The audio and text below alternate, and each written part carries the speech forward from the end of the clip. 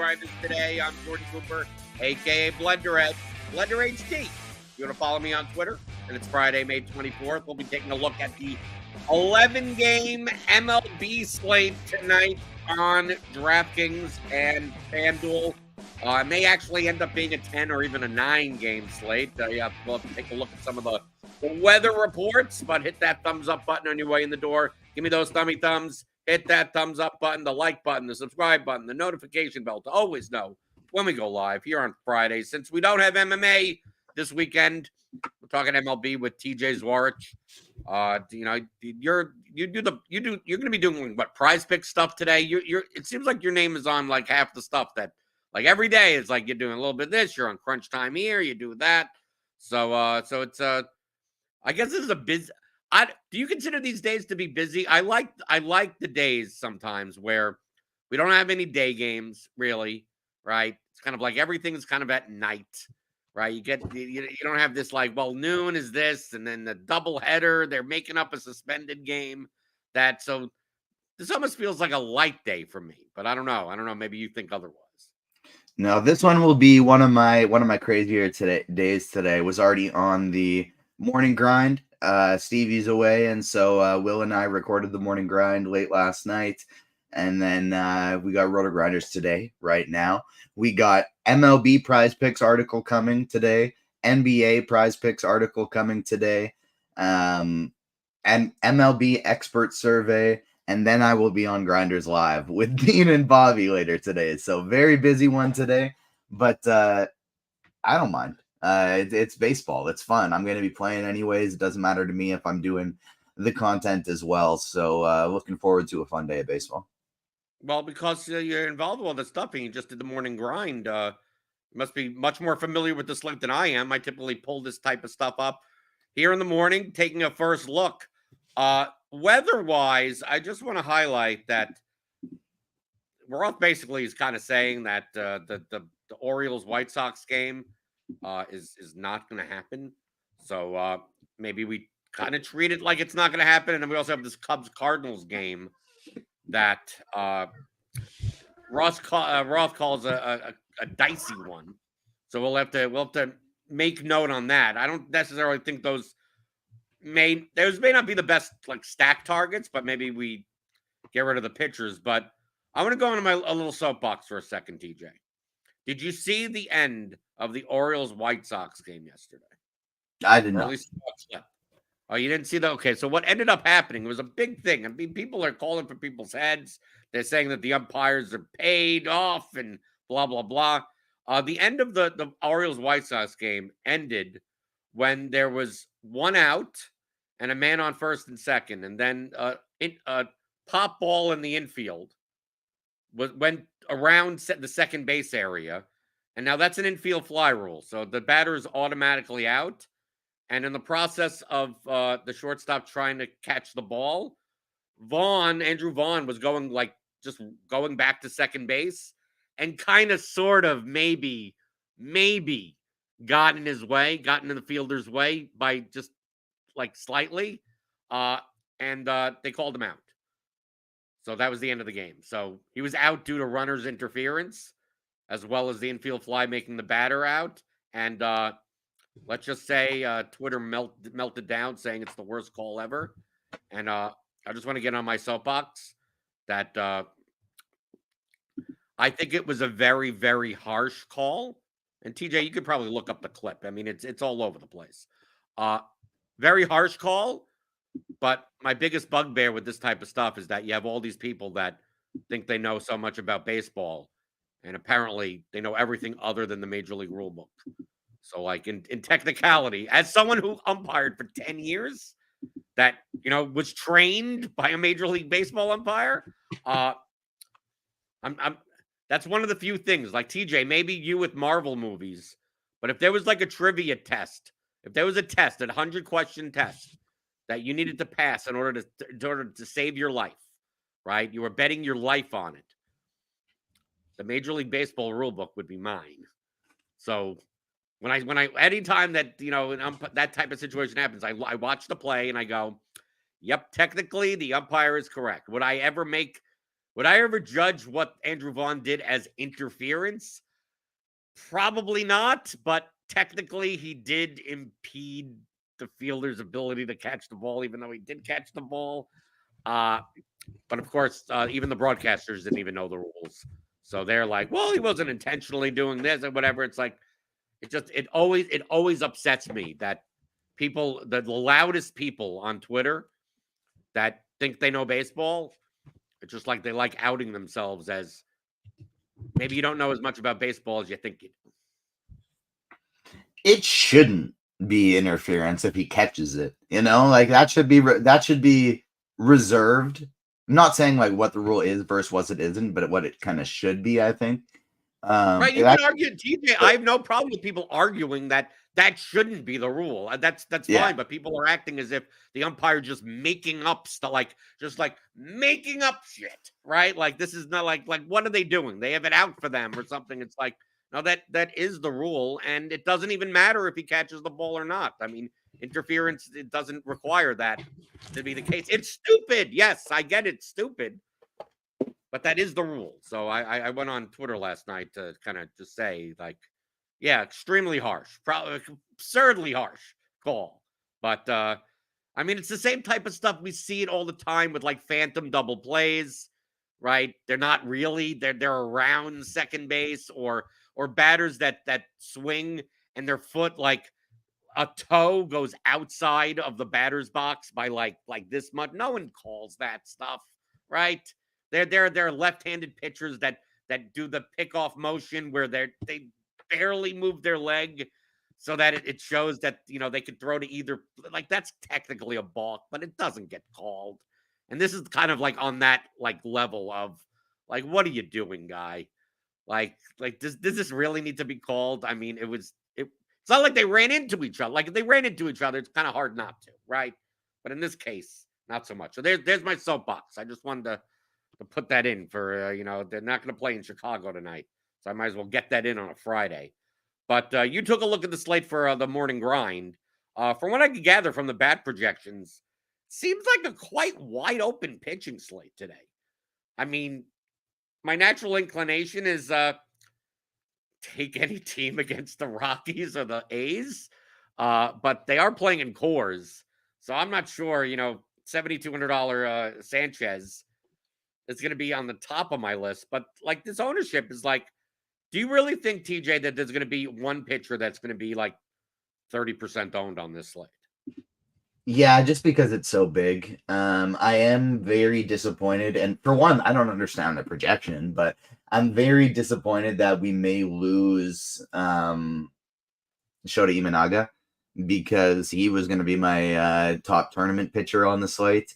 And for some reason, he just has a terrible bat projection, but he's been the best pitcher in baseball so far this year. But kind of looks like we might miss that one. And it sucks, too, because I actually really like the Cubs stack, and I really like the Baltimore stack today as well, going up against the White Sox. I mean, we're also missing Corbin Burns today as well if that game gets postponed, and he's true. He's another expensive pitcher. Yeah, that's... Like, that really changes the slate, because I was going into it in the morning grind last night thinking, like, all right, we're going to play some Christian Scott. We're going to play some Christopher Sanchez. Those will be my cheap SP2s. I'm going to try and load up on these expensive 10K and above pitchers like Zach Gallen, like Corbin Burns, like Shota Imanaga. And now without potentially Burns and Imanaga, it kind of leaves Gallen as the only one up there. If he's only going to be projecting now, we're still projecting for 20+% ownership for Corbin Burns right now. And so that's going to be, mixing in elsewhere, probably a lot of it going towards Gallen. But as it stands right now, I do really like Gallen for that ownership level. I do think he's still the SP1 overall on this slate. And personally, I'll likely be fading Justin Verlander in what I think is going to be much increased ownership as the day goes up. If it stays at like that 20% range, then yeah, sure, it's the Oakland in Oakland. I'll still be playing him. But if that happens to creep to like 30 or above, I'm probably going to be X-buttoning Justin Verlander tonight. Is the case against Justin Verlander is that like the matchup is good, but like Verlander ain't the same Verlander as he once was. I mean, he has I think he has the highest strikeout prop, or one of the highest strikeout props. There's about a similar strikeout prop as Zach Gallen. But I mean, for the price, I mean, there are a lot of other pitchers in this mid range that you can play. Can you tell me a little bit more about Christian Scott? Because I think, as far as like, I think a lot of people are going to play two cheaper pitchers. I don't think I'm not sure if people are going to play the cheapest pitcher. I don't think like Ross Stripling against Houston or Braxton Garrett against Arizona or stuff like the cheap stuff. But like these guys in the 7 and 8K range, like Scott, like Sandoval, even Darvish against. I mean, do you think people are going to play Darvish against the Yankees? I mean, I tried playing Castillo against the Yankees, and that didn't really work out as well as I hoped it would at lower ownership. So outside, I mean, you also have Sanchez there at 7,200 in Colorado, and targeting the Rockies is never a bad thing. Bailey Ober's in this range. Are these pitchers in this mid range that significant? I mean, for like 2,000 or more under Gallen, are they? I mean, the bad projections would say that Gallen does project better than these pitchers, but not really by that significant of an amount. As it stands at this point in the day, like if I was building a single entry team, I'm playing 150 tonight for what it's worth. But if I was building a single entry team, my pitchers would probably be Sanchez and Scott, and I would go with the cheap guys on this slate. Sanchez, I don't really care that it's in Coors. Colorado isn't great, especially against left-handed pitching. Or wait, they actually might be. Hold on. So did you? Yeah, like they have a couple guys. They have a couple guys, okay. But specifically against left-handed pitching, the strikeout rate is high. I'm looking at last year's stats. You look into this year, and it's not quite as high, but there's still not really any power in this lineup outside of Ezekiel Tovar leading off. So I do like Scott. I don't really care. Or sorry, Sanchez. I don't really care that it's in Coors. He's got a massive ground ball rate. He's been doing such a good job of keeping the ball on the ground. Hard hit rate's pretty high, but decent enough strikeout rate. Goes down a lot to righties, which isn't ideal, but because that's who he's mostly going to be facing. But I think at this point, you're mostly just looking for him to keep the ball on the ground and mow down Colorado regardless. Without Imanaga and Burns, I don't think we're as worried about too many pitchers putting up like a 30-plus point score on this slate anyways. And then for Scott, it's a pretty good ballpark. Obviously, it's not a ballpark downgrade for San Fran because they're leaving home and it's actually a little bit better. But he's pitched well this season, 26% strikeout rate to righties, 21% to lefties. Should get a decent amount of righties today in the San Francisco lineup. And they're just fine, they're pretty average. And so at $7,900 pitcher with some strikeout upside, I like him quite a bit today on this slate, just because without those big guns up top, there's no one that really feels like a sure thing. We got Zach Gallen, who I like, but he's fairly expensive. We got Justin Verlander, who's probably going to be picking up a lot of ownership, who's 76 years old. Yu Darvish is playing some of the best baseball of his career, but he's facing the Yankees. Sandoval at high ownership, that doesn't feel great. There's a few other guys. Even the matchup against Cleveland, I'm never a big fan of upside against the Guardians because even though they may not hit many home runs, I mean they don't strike out much. Yeah, there's a couple other guys I'm willing to take shots on in tournaments, but I think Scott and Sanchez, to go along with Gallen, are going to be my top three on the slate. Okay, so to be clear, if you were playing a single entry lineup today, you'd be playing Gallen plus one of those two, and not just Scott Sanchez. I'd probably go double cheap just because that's how I like to roll sometimes. But in terms of my MME builds today, I will likely be having those three pretty much tied as my highest owned pitchers.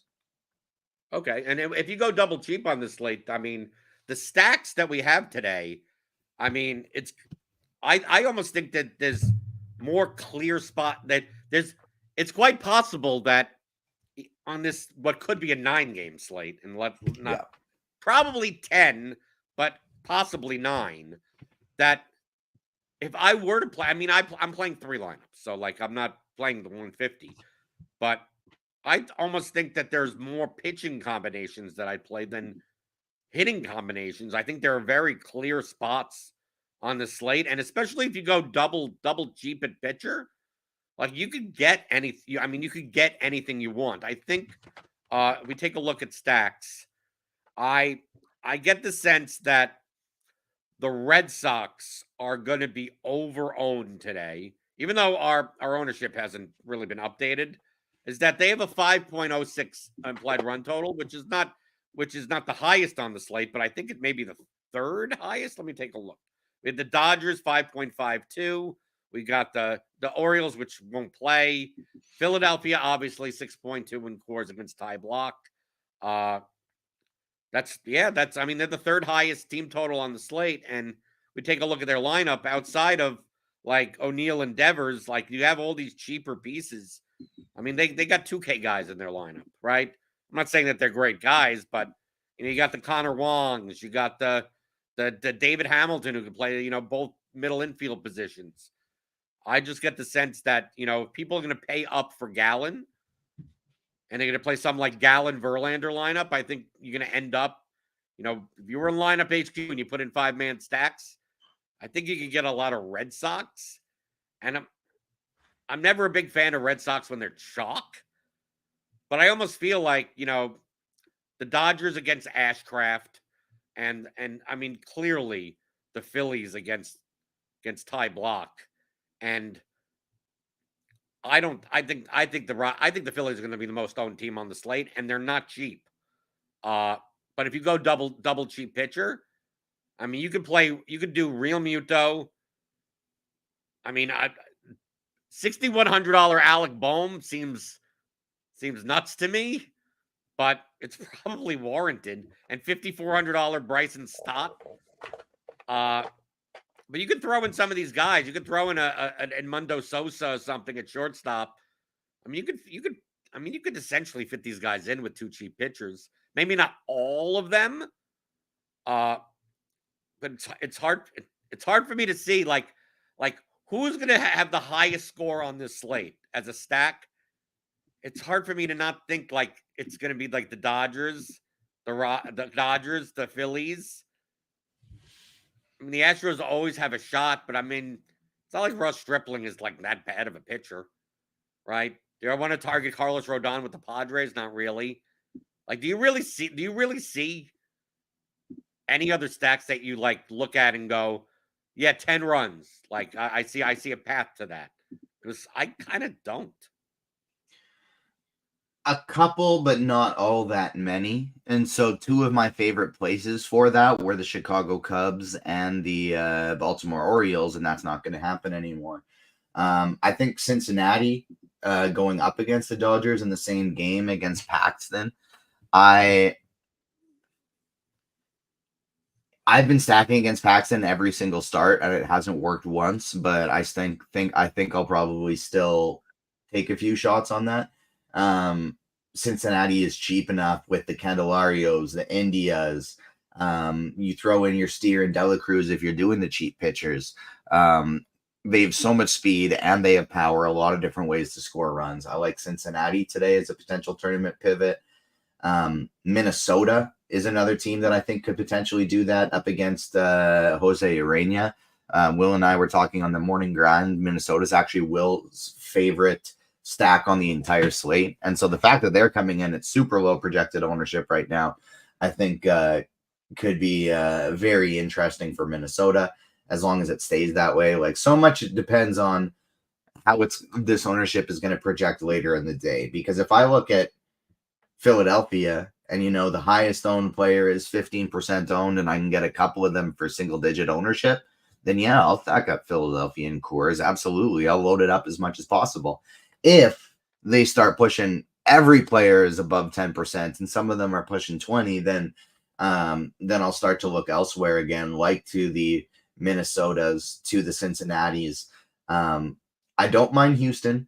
I think this is it sounds crazy on the surface, but if you're building a lot of lineups, I think you want to be making sure you're playing the Yankees, even though it's against Darvish, just because they're the Yankees. And then San Diego in that same game. I'm still kind of waiting for the wheels to fall off on Carlos Rodon a little bit. The under the surface stats don't look near as good as the surface ones. San Diego is a lot better against lefties when you got a guy like Machado in there whose price keeps going down because he's been terrible, but he hasn't been terrible against lefties. He's only been terrible against the righties. Tatis is nice and cheap.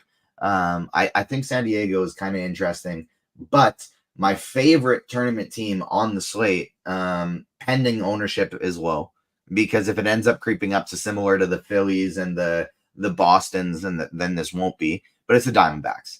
Absolutely love the Diamondbacks for tournaments today. They're so cheap. Ketel Marte at 5K is the most expensive one. Christian Walker absolutely smashes lefties. Eugenio Suarez and Blaze Alexander, Gabriel Moreno and Grichuk, they're all cheap, strong options that hit lefties well you can put in there. And they're facing Braxton Garrett in a huge park downgrade going from Miami to Arizona. So Arizona is probably going to be one of my favorite stacks on the slate. They'll be my favorite if they're low owned. If they're going to be a little bit higher owned, then they'll fall a little lower down the list. Yeah, I mean, I agree with most of what you said. The problem I always have with the Twins now is that, like, dude, everyone's an outfielder. Like, look at this. I mean, like, it's just like you got Correa, you got Julian. It's like, fine. You got Jeffers, who's 5,200. And then, like, everyone else is like an outfielder. I mean, like, I know Kirilloff is first base eligible, but it's like outfielder. Willie Castro is an outfielder only now. It's like, it's hard to make stack combinations when you get, like, everyone's an outfielder. Everyone's like, when you get those teams if you that want 3 first basemen. If you want a full stack, you're almost kind of stuck with, like, saying, okay, I'm going to make sure I have Julian Correa and Jeffers all in my lineup, so I can, and then I'll pick 2 of the outfielders, kind of thing. You're almost pigeonholed into playing those guys if you want a full stack. Right. Okay. So before we go back, soon on the show, we're going to be doing a little bit more like tiers and stuff like that. I'm obviously the SimLabs available. SimLabs shows that Christian Scott and Verlander are overowned today, but obviously all this, like, don't even bother looking at SimLabs, because, like, the games that are most likely going to be postponed are still in here. So, like, that Burns ownership, the Imanaga ownership, all that type of stuff. Obviously, the stack ownership. I don't even want to run. I'm not even running this to see, like, what, to do any research, but, who's overowned, what stacks or whatever. So I'm waiting till later on this. But to get back with pitchers, if you had to put pitchers into 3 buckets, okay, your top 3 buckets, one being top, compared to everything is always compared to ownership. So, like, compared to ownership and projection, A bucket, B bucket, C bucket. The C bucket is people that you would at least play. If they're in D, like, if you're talking about Ty Block, like, Ty Block doesn't even go in the bucket. Ty Block goes into the, we send him in a taxi cab or an Uber, and he goes to the airport. He ain't getting a bucket at all. So who would you put in the top bucket for pitching? Zach Gallen, Christian Scott, Christopher Sanchez. Those would be the 3 guys I'm putting in my top bucket today. They will be my highest owned. I like them as it stands right now compared to ownership. We'll see how that adjusts throughout the day, but I don't expect Scott and Sanchez to pick up too much. Gallen, I think, will be the very interesting one if we lose Imanaga, if we lose Corbin Burns, how much we'll see his jump throughout the day as kind of the lone expensive guy left. So who would be in the would Verlander at least make the second bucket for you? As it stands right now, Verlander would be in bucket number 2. If he bumps up to 30+% ownership, he will be bucket number 3 for me. But as it stands right now, projecting in around the 20% ownership range, he would be in bucket 2, along with Yu Darvish and Cutter Crawford. Cutter Crawford is a pitcher I didn't mention for tournaments that I do like today. I would like this game more if it was in Milwaukee, but even though the Milwaukee lineup is good, the total's good, they still have some strikeouts there in that lineup, and Cutter Crawford has just been consistently strong all year, and 18 points from from an 8.9K pitcher. That might be enough tonight if we lose these big name pitchers. And then third tier, I would have Bailey Ober, Patrick Sandoval, and Kyle Harrison as that tier for me. Okay. So not great, the guys I'm considering. Right. So you're not gonna be playing like guys like you're not gonna play Braxton Garrett. I mean, obviously you like the Diamondbacks, so you're probably not gonna be playing Garrett at 50. Sanchez is the cheapest I'm going on this slate. Okay, so anything under Sanchez is like they don't get a bucket. They're going to the homeless shelter today, right? They ain't making the lineups. They ain't getting any shelter whatsoever. So from a stack perspective, I'm going to bring up the bat stacks page, which you can get if you're a bat subscriber here at RotoGrinders. These are based on the current projections and everything from the bat, which obviously will be updated. I'll go through from a ceiling perspective in the bat, and you tell me, what tier would you put them on? A, B, C, D, or E? So the Phillies. And remember, we're comparing this to ownership. So, I would personally put the Phillies, from a projection standpoint, they're obviously an A-tier stack. I'm not sure if I would put them in the A tier if I think they're going to be 20+% owned on this large slate. Then that would kind of bump them down to the B tier. But not if they were 99% owned, that's the only way that they would make it down to the E tier. So I don't think it's going to get to that ridiculousness. To me, I think I'm not sure. It's people like galaxy braining themselves a lot. Sometimes that maybe the Phillies aren't going to be because they're all expensive.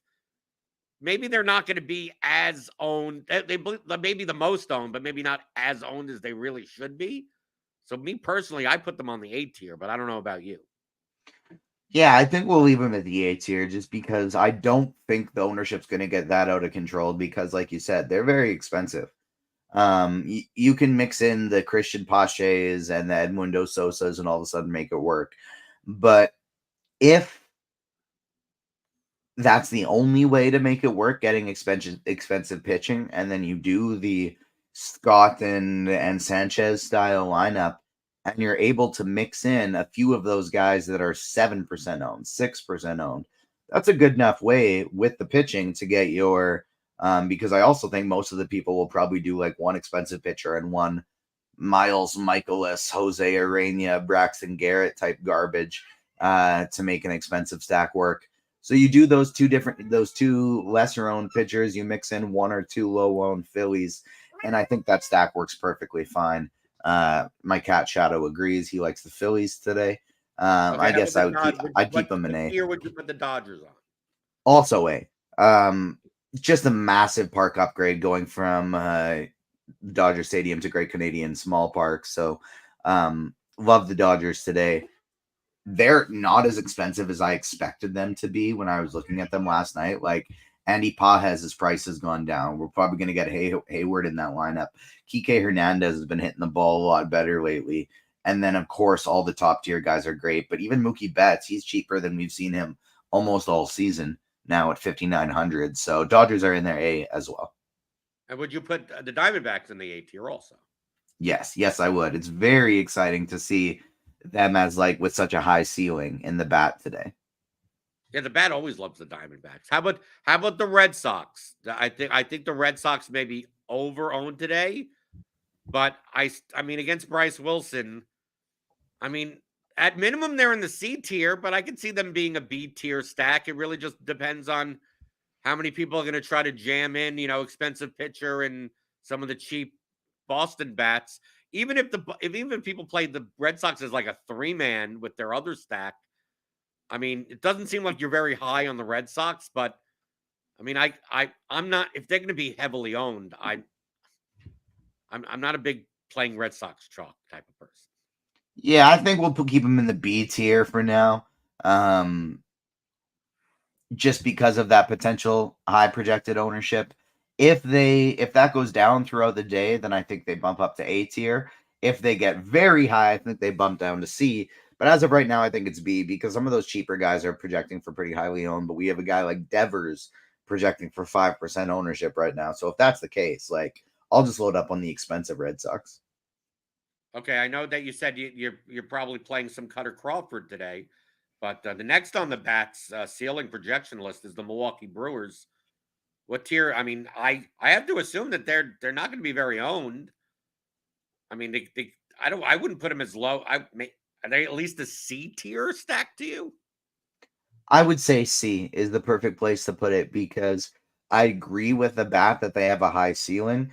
I just think they have a really low median on this slate going up against Cutter Crawford, very low floor. It is a park upgrade for them, but I don't like the matchup against Crawford. I think the ceiling is there because Milwaukee always has a ceiling. They got a good lineup. And so it keeps them in that pool as a C tier, high ceiling, low ownership, but my expectation of them actually hitting it isn't very high. The Minnesota Twins. I mean, if they're B going to be tier for really me. what tier? B tier. B tier. If I told you they were going to be 2% owned, I mean that to me that would make them an A tier. That would make it an A tier, absolutely, if they're going to be that low owned as well. You do see kind of on this list how big the ownership level drops once you go from Boston to Milwaukee and Minnesota. And so if they are going to be all that very, very low owned, then yeah, that'll bump up to A. If they start pushing the 8, 9, 10% range, that's a B tier stack for me. I still really like them. They're just not in the highest one. Astros, I mean, against Stripling, I mean, at their prices, I mean, C tier. I mean, like I think like you could play them, you could not play them. I wouldn't be as excited to put them in the B tier, but I can't put them in the D tier. I mean, they're the Astros, right? It's actually B for me. I really like the Astros for tournaments. They're projecting for low ownership. Kyle Tucker's been maybe the best hitter in baseball this year. If you want to go cheaper for the stacks, you can make it work. The only thing holding them out of the A for me is that this is in Oakland. The Cincinnati Reds against Paxton. You said you've been going down the road of stacking against Paxton. I mean, are they a B tier? Are they a C tier? I mean, I would put them in the C tier, but I think maybe you're a little bit higher on the Reds than I am. Yeah, I would go B tier for the Reds as well. It hasn't worked against Paxton yet, but I'm going to keep trying it. I think the wheels are going to fall off. He's just not striking anybody out. They got power, they got speed, and this is just a huge park downgrade for Paxton, having to go to a much better hitter's park. So I got Cincinnati in the B tier. Next on the bats list, because of the ballpark, ceiling-wise, is the Colorado Rockies against Sanchez. And Sanchez may actually get a decent amount of ownership. They automatically can't make him an F tier, right? It's a Coors game. The Rockies in Coors, even though the Rockies suck, could never be an F tier stack. And the fact that they may be facing a 25% owned pitcher bumps them up a little bit even more. I would put the Rockies as a C tier stack, even though the Rockies are awful. I mean, the Rockies are bad, but all you need is BABIP on your side in Colorado, and the Rockies could score 8+ runs. Your face makes it seem like you may not be playing much of the Rockies today, but the bat would tell you otherwise, that the Rockies project better than some of the teams that you've mentioned that you like today. No, I actually agree with you 100%. I think they're a C tier team. They're not a great team, but it's Coors Field. If Christopher Sanchez gets BABIP to death, then it could be a really big game for the Rockies. And so I don't think they're going to be hitting a bunch of home runs, but they've actually been playing a little bit better lately. I'd put them in the C tier. I don't love them, but I will be absolutely including them in my pool. Then we have this Padres-Yankees game. It's a low total game. It's Rodon versus Darvish, but Darvish has looked good, but I mean, he's had periods where he implodes. Rodon obviously has periods where he implodes. These are two teams that, if the pitcher's going to implode, these are teams that could really punish you. Padres and Yankees, they're not going to be very, I mean, really, they're not going to be very owned on this slate. I think I'm more inclined, truthfully, to play Padres and Yankees as like one-offs, like play a Judge, play a Machado, like something like play the best players and maybe not stack them. But as a stack at this ownership, I mean, I mean, I would put them in the C tier. I would understand if people put them in the D tier. They're definitely not F tier, but I don't think they go high enough to be considered B tier at these team totals. But I think that you're much more likely to play the Padres against Rodon than play the Yankees against Darvish. I think both of them are C tier just because the upside is high, the ownership is incredibly low. It's going to be very easy to get overweight on these teams if you're building a lot of lineups. And so they're both going to be in my pool. I think the upside is there for if those pitchers are just not on their game. They're both pitchers that have high upsides and really low floors. The Padres aren't the lineup that the Yankees are, but I also think the matchup against Rodon is a little bit easier. I like them fairly close to equally, and I'd put them both in the C tier. There is 1 to 2 teams left I would consider in the C tier, and everyone else. What would those teams be? Tell me. Everyone else falls below. The Angels are C, maybe even B tier for me, actually. We haven't touched on the Angels almost at all yet, but Logan Allen is another one of those guys that, you know, when he's right, he looks pretty good. When he's not right, he implodes. And we're currently projecting for like the highest owned Angel to be 5% owned. They're cheap. Shanuel actually hits maybe better against lefties. He's expected to lead off. Neto's been smashing the ball lately. Pilar's been smashing the ball lately.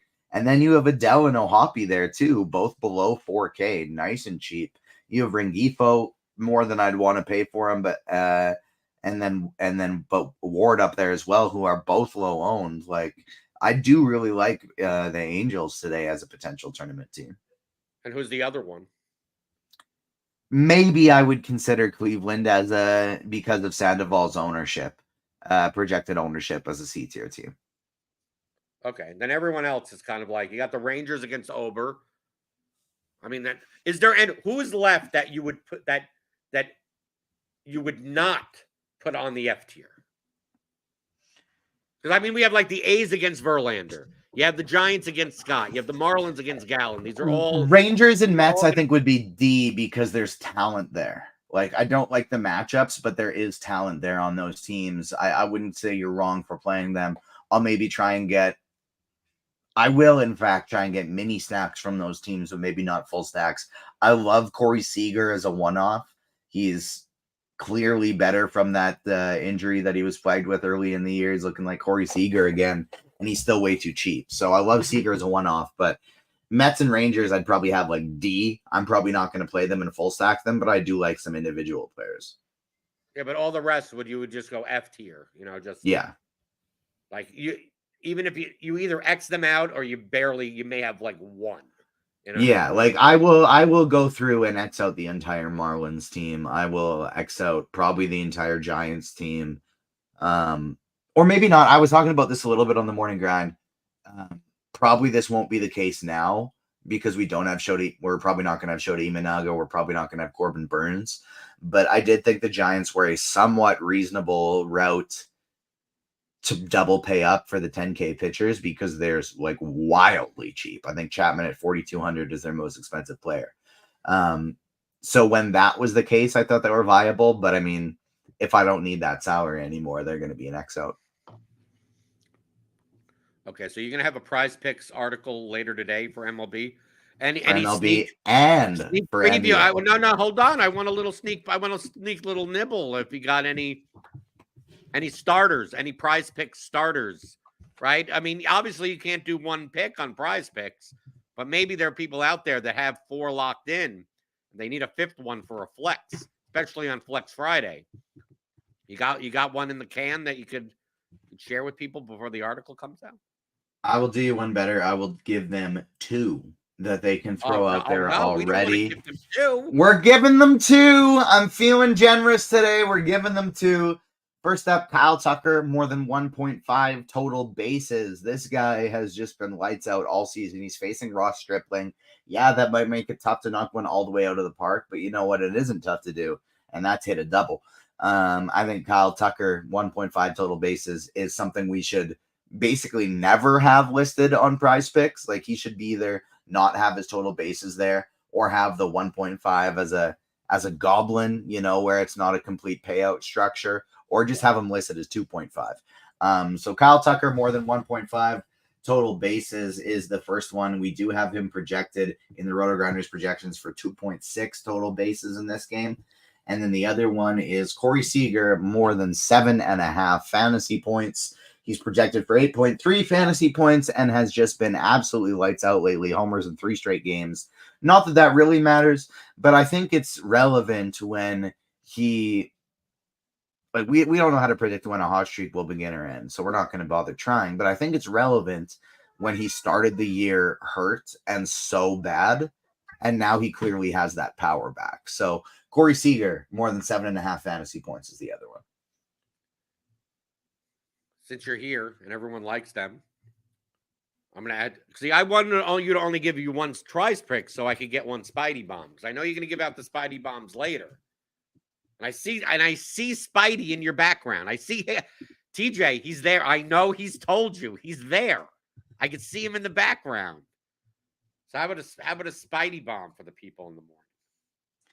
I don't mind doing it one bit, because one of the reasons it made it easier to give out to players was because one of them is going to be the Spidey bomb as well. And it's because this matchup is in Oakland, it's making the home run odds a lot better for Kyle Tucker, because obviously it's much more difficult to hit a home run there. But if he hits it 400 plus off of Ross Stripling, who doesn't strike anybody out, it's not going to matter. And you can get him for plus 400 on FanDuel compared to the other top guys on the slate. Like, Kyle Tucker's leading the league in home runs right now, and Kyle Schwarber's 255, Gunnar Henderson's 2.8 plus 285, Rafael Devers plus 285, Aaron Judge plus 285, Jordan Alvarez on the same team in the same game in the same top stadium, who has been nowhere near as good as Kyle Tucker this year, is plus 285. So plus 400 Kyle Tucker is Spidey Bum number 1 of the day. And I even got one for people. I mean, because I've already gotten most of my stuff in. I got Taylor Ward plus 650 on Caesars against Logan Allen. So obviously price matters. I mean, that's why it's like there's a difference between like, oh, who do I think is going to hit a home run? Who's projected to, and the price that you're getting. So like Taylor Ward at like plus 300, don't do it, right? It's Taylor Ward at plus 650. You could probably even get that down. Like, let me take a look right here. Like, even if you wanted to get plus 600 or plus 550, I think it's still fine. But right now, Caesars does have Ward at plus 650. DraftKings has him at plus 600. As I always say, get the best price. Get the best price, get the best number. So that's one. I got a whole bunch of home run props, but that's the one. That's the one of them. Also, maybe Tyler O'Neill. Maybe Tyler O'Neill plus 425 on BetMGM. That's another. So those are my 2. I think that's good. I think that's good enough for the people. I think we did enough for the people. You can get Mookie Betts for 375 today too. That's another one that I like. No, I actually got that as well. What do I got it at? Let me see. Where are the Dodgers? Where am I going? I don't mind just saying 375. I don't mind saying stuff like that just because I try and usually get sneakier for the Grinders Live Spidey bombs, and so I'm not going to be saying Mookie Betts. Right, but still plus 375 is a good price. I see it right. I see it right here. I've not put that in yet, but I would. It shows an edge according to the bat projection. So there you go. There's another one. See, we do too much. We do too much for the people. And you know what, TJ? They don't do enough for us, right? They don't hit enough of the thumbs up. Where are the likes? Where are the likes? Where we do all this for the people. Spidey's in the background. He's wondering, where are the likes? Where are the subscribe buttons? Where are the notification bells? Hit it. Hit the goddamn like button, for crying out loud. We do all this stuff for the people. And hopefully people in the future will be, starting next week doing more, putting the stuff in buckets, putting the stuff in tiers and stuff like that. Especially here in the morning now that, we don't really have starting lineups. It's not like the type of thing like, who do you like at second base? You don't like, what's the order going to be? We don't know a lot of that type of stuff. I think it's a good conversation to talk about, who's more likely to be overowned, underowned, putting stuff in buckets, putting stacks in tiers. Yeah. J3 says people would be more apt to hit the like button if producer Steve got more FaceTime. Producer Steve at 11 o'clock in the morning, you don't want to see his face. You don't want to see, he doesn't want to be up this early, okay? You don't want to see his face. Then later in the day, he's fine. But I'm glad that at least the audience does like producer Steve. It's 9 in the morning over here. Producer Steve is on the East Coast. It's 9 a.m. over here. He's got to wake up. He controls. If he wanted to get FaceTime, he could get FaceTime anytime he wants. He could just pop right on up, right? Okay, right? No, he's same with me. Never mind. I forget because he's his New York fandom that he isn't actually located over there. So he's same as me. Never mind. I'm in Eastern time. I shouldn't be the one complaining. That's why I'm fine. I come to this show. It's like 11 in the morning. Okay, I'm fine. I'm good. Yeah, that was one of the benefits of doing the morning grind last night is I already had looked at the slates. I already had a general idea of what I wanted to do. So this show was 9 a.m. my time this morning. I set my alarm for 8:45. J3 says that you should make some crepes before the show tonight. Is that a reference to something that you talked about? I made crepes for a Mother's Day brunch for my wife, mother-in-law, and mother. Okay, were they good? What type of crepes? They're great. They are great. That is kind of like my sweet ones, not savory, sweet ones. That's kind of like my breakfast specialty. What fruit? Like fruit ones, like peaches. So we had a bunch of different fixtures. We had strawberries, bananas, kind of like regular syrup, maple syrup, Nutella, whipped cream. So like everyone could kind of stuff. Like someone that knows how to make crepes knows that those are crepes, because some people like crepes and it's just like, no, you're just making a tortilla, like it's a flattened tortilla with just crap in it. Like that's not a crepe. Yeah, no, it's that was one of the first ones that I had like a little bit of a babysitter when I was little used to make them, and so it was like a little bit of a nostalgia thing when I was growing up that I would always love them. And so as soon as I moved out and I was on my own, that became one of the first things that I would make all the time just because it was really easy. It's eggs, it's milk, and flour. And I would just make crepes all the time when I was on my own, 18, 19. And that became one of like my little meal specialties. Was she a hot babysitter? No, she was very old, but she was old and she was mean. She used to watch soap operas in the living room while she was babysitting us, but say like we weren't allowed to look at the screen because it's inappropriate. And so we would have to be in the room that she was in, not looking at the TV that she was watching. And so like as a young child with ADHD, that's incredibly difficult. But she really, really could cook well. So based on what you heard, were you more of a General Hospital kid or a Days of Our Lives kid? It was Passions. Oh, Passions. Oh, with the creepy little child. That's all I remember. Is there was a creepy little child and an old lady who would always talk to each other. Yeah, but who knows how old the old lady is when you're that age? Like someone that's like 42 years old is like old.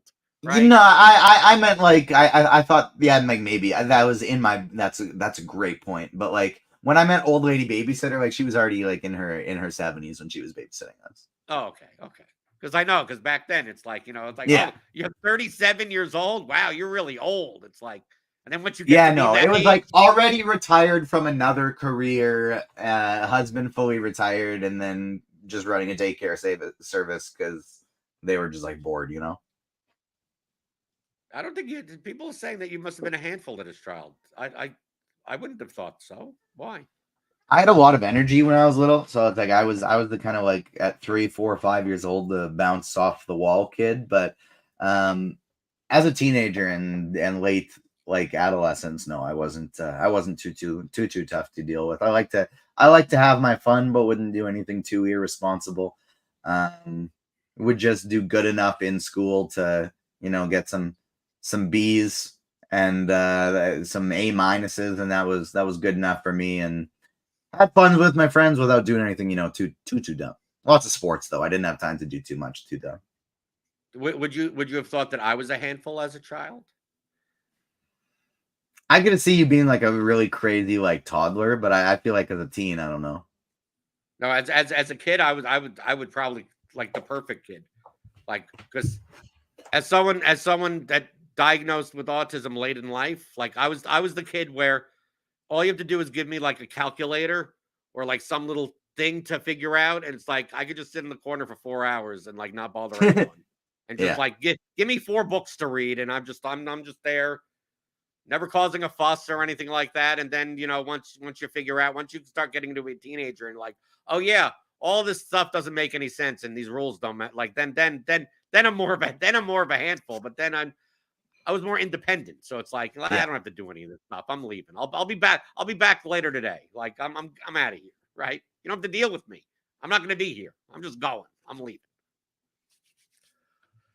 Okay. No, I was not a handful. Not a handful whatsoever. Okay. J3 says that they even have irresponsibility in Canada. That was good. That was good. I'm not gonna give you crap when you make good Canada jokes, J3. It's the one where it was like, I don't even remember the one you said. It was like, do they have burgers in Canada? It's like, come on, you can do better than that. I know you can do better. This one was good. This one was really good.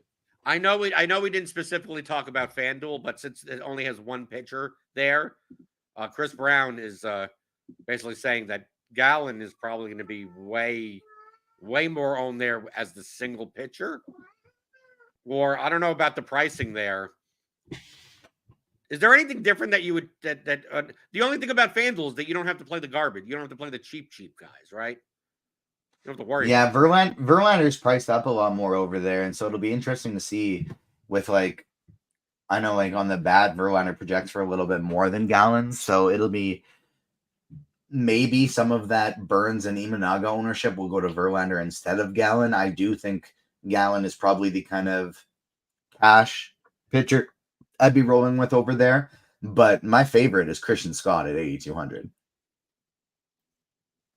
Okie doke. So there you go. FanDuel. Hit that like button on your way out the door. I'll say it again. Be responsible. Don't be a handful. Don't be the audience that's a handful. Hit that thumbs up button on your way out the door. Hit the notification bell to know when we go live. We got Grinders Live later today. We got Crunch Time later today. They'll break down once we get all the lineups, all the projected ownership, the postponements, whatever's going to happen with the weather. Tune in later today for even more detailed breakdown. The TJ will have his Prize Picks article up for premium members. Remember, we're running a deal. You want to get 6 months free? Yeah. Oh, free! It's free. Why are you giving stuff for free? It's ruining my sales read of like you need to get premium.